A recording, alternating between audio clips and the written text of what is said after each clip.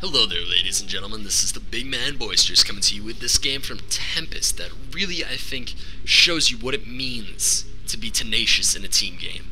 Down here in the bottom left-hand corner, we have Porurun as the purple Zerg, and his teammate Lowen, the light blue Terran. And up here in the top left-hand corner, as their enemies, we have XSliceNDiceX, the red Zerg, and his teammate, the AFK Protoss Drizzle.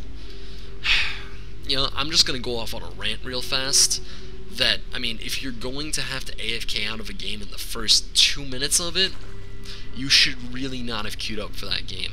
I understand that emergencies happen and emergencies exist, but I just find it to be a very low probability that an emergency happens in the first minute and a half, and, you know, that's just something that I get mad about. People just leaving my game at the 41-second mark.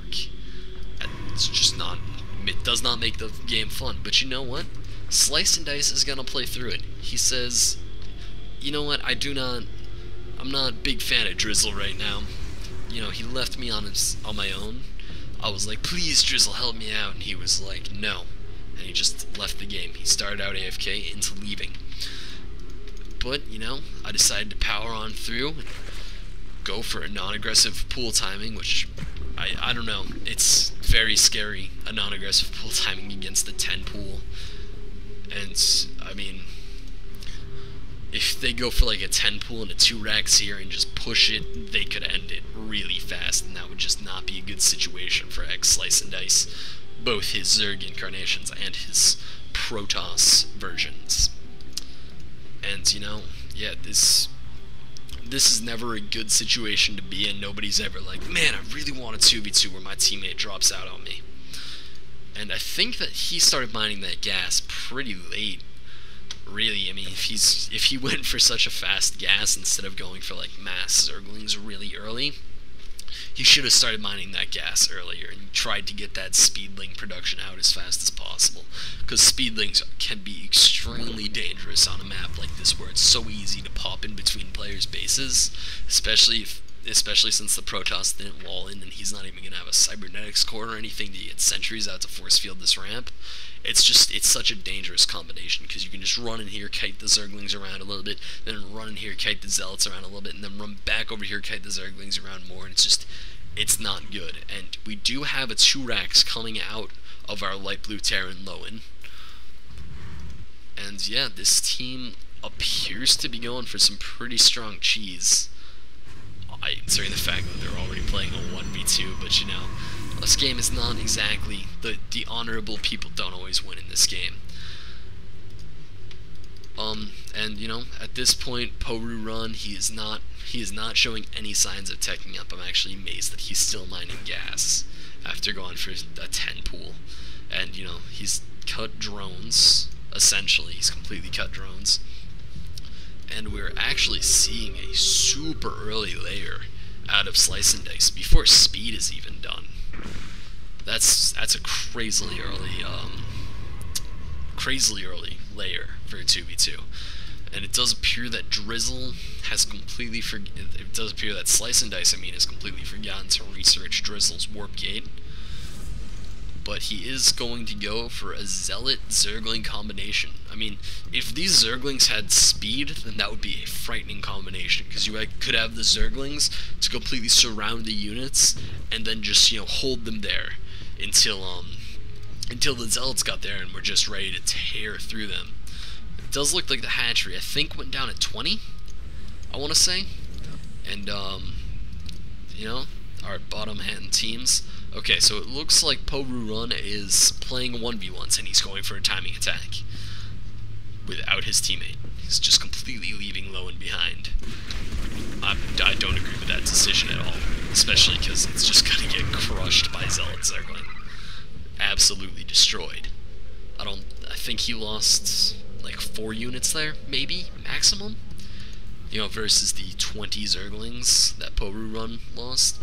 But it does appear like, it looks like we're going to have some teamwork here with the Marines coming out to eat the damage while the Zerglings swing around from behind to try to pick off some of the Zealots before they can get up there.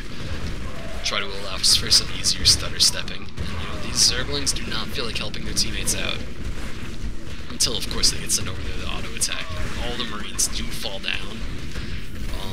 we do have a second hatch in base for Porurun. This is what I would call an all-in. Not sure what you guys define it as an all-in, but two in-base hatch link production is pretty all-in-ish. And he didn't see the expansion. That is great for Slice and Dice, actually. If he had seen this expansion and he had been able to bust in there and, you know, possibly even kill off this hatchery, that would have been absolutely awful for Slice and Dice. I understand that there's no workers here, but still, I mean, just delaying that expansion timing or damaging that expansion so that it can be cleaned up easily later is very bad. And it does look like all those Zerglings did get cleaned up, but there are reinforcements on the way. He really needs to pull these Zerglings down over here. And it doesn't look like he's going to. This is not a good situation for him. He really needed to pull those Zerglings down, but it's hard to play two bases. I've tried it before. It's definitely a difficulty. He is warping in Zealots, so he is paying attention to this attack. I'm not sure if he doesn't know about his own Zerglings or any sort of thing like that. And it does look like we are going to have a push out of Lowen, completely separate from his teammate. You know, you never want to roll with your teammate in the 2v2s. That would make it too much of a 2v2. This is really just a 1v1 kind of, except two of the ones aren't attacking each other. I don't think that they really haven't teamed up at all yet this match. It does look like we have a Red Flame Hellion over here. It's not really the most threatening thing, especially to an expansion. I'm surprised he's not slaughtering this push right now. I'm also surprised that these Zerglings didn't go for helping out take out this base. It looks like this push is finally going to get crushed here, and I definitely think that if the Zerglings had been there, they would have been able to take down this hatch easily, or at least get more kills than that, because they could have taken so much damage from those other Zerglings to try to get more time for the Marines and the Hellions to do their damage. It looks like Porurun has finally decided that he doesn't need all of his hatcheries in his base. Very good decision, and this is too much production. I feel that this is too much production. 3 barracks in a factory. I don't know. I don't really main race Terran, but for one base that is quite a bit, especially if you don't even have plans to take an expansion, it would appear.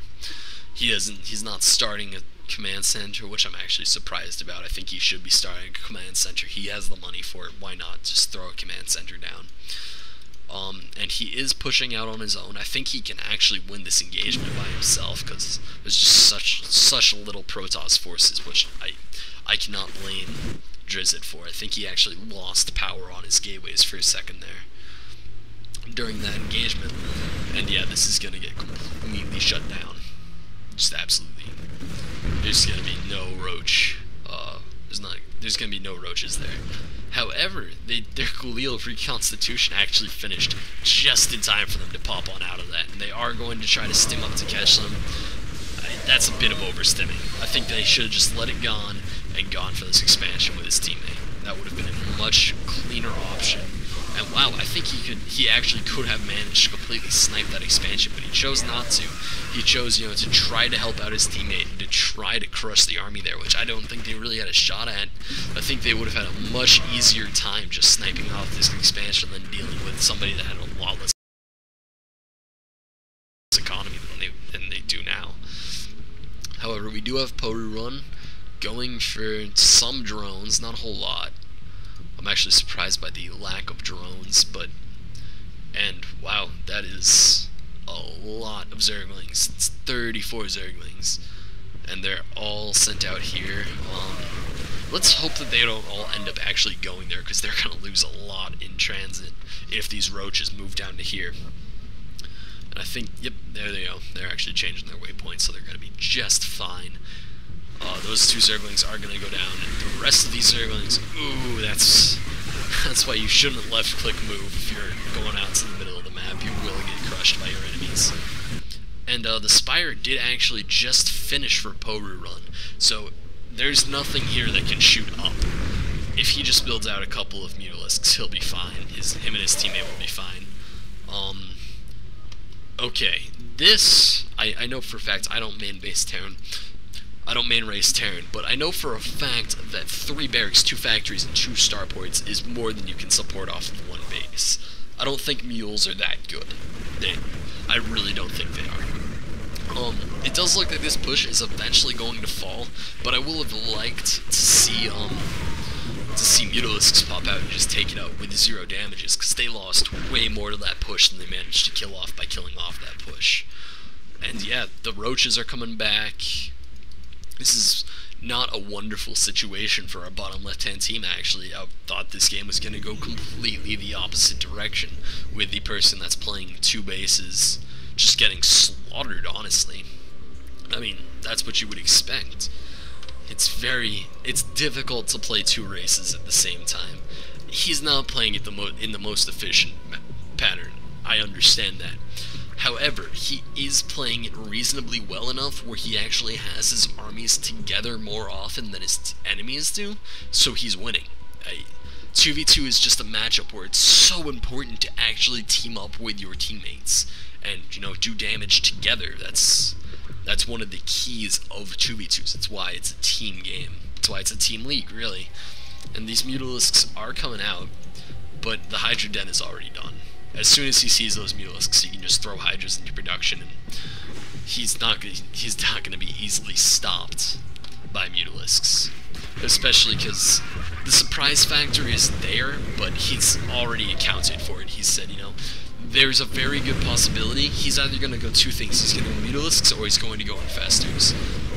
And I'm just going to get Hydralisks because I can count on my ability to play Protoss to a position where I can fight off those Infestors, or I can count on my ability to control both of these armies well enough where I can fight off these Infestors. And I really just need those Hydralisks to deal with Mutalisks more than I need, you know, my own Infestors or High Templars to deal with his Infestors.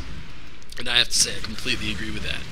He is going to go in here for some worker kills. That's probably the best option that he could have chosen. There's no way he's going to outrun the Mutalisks. And I'm surprised that Porurun isn't cutting 1 Mutalisk so that he can get the +1 flyer attack. The +1 flyer attack is so good because it increases the damage from all 3 hits of your Glaive Worm.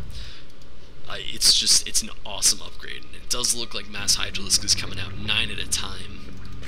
It's a lot of Hydralisks, plus missile attack 1 just now finished, and it looks like he's going for a very heavy Zealot Hydralisk composition, which I think is actually a reasonable composition, because, you know, it's like Roach Hydra, except you just take out the tanking phase of, like, you know, the Roach, and you just insert a Zealot, which can actually tank better. It has more health. It's harder to get both of the upgrades, but I mean, I think that it's just a better idea to go for a large amount of Hydralisks with maybe a couple Roaches to support, and then, you know, a large amount of Zealots with maybe a couple of Sentries to support. And that was a beautiful maneuver right there. Slice and Dice splitting up his Hydralisks so that, you know, he can't split off and run into the main base and kill off a ton of drones, and he's also not going to get away clean. Oh, are these missed? These are missed waypoints. They're going to fly to needly death from the hands of those Hydralisks. That's a very, very bad thing to happen. He just lost 4 Mutalisks, which was actually the most of his standing army, really. And that's just something you don't want to lose your standing army. And I think this is just going to be the death push. You know, it's just too much. This is a lot of Zealots and a lot of Hydras, and, you know, they're still reinforcing fairly well. And I mean, Mutalisks just aren't going to be able to stop this. I think he might have been able to stop this with Infestors if he could have caught those Zealots all clumped up and just, you know, gotten you know, the 4 fungals off that's required to kill them. I do like these Zerglings splitting off and targeting the Hydralisks, but it's too little too late. This game's over. I think that as soon as they start to push up into this base, it's going to be a GG, and there's really nothing they can do about this push anymore. Yeah, this is game over. Yep, there's the GG by Porurun and the Rage Quit by Lowen.